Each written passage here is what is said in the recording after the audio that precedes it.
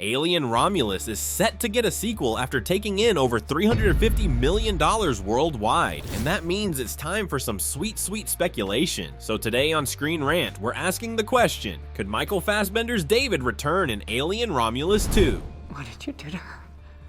Exactly what I'm going to do to you.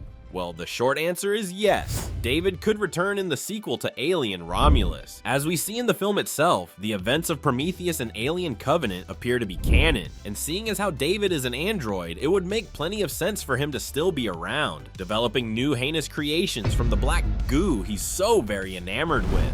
I found perfection here. I've created it. Perfect organism.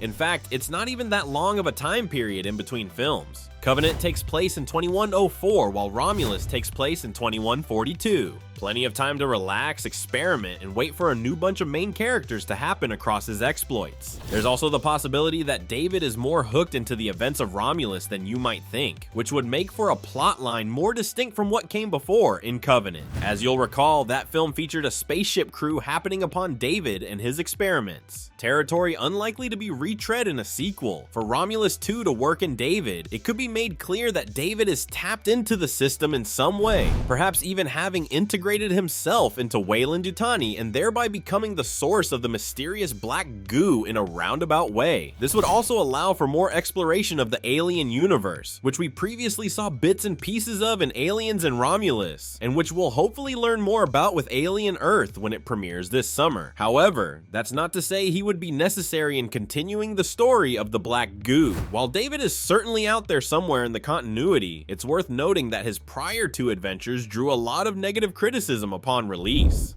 Covenant in particular was also a box office disappointment. This could mean that any further plans for David in the Alien universe have been scrapped. Add to that, the black goo didn't necessarily come from any external source other than the xenomorph brought in from the original Alien at the start of Romulus. As Rook explains in the film, what's discovered in the lab aboard Romulus is taken from the xenomorph found at the start. There's certainly the chance that he left out some important information, or that David was the one to order the collection in the first place, but it strains credulity based on what we're told in Romulus.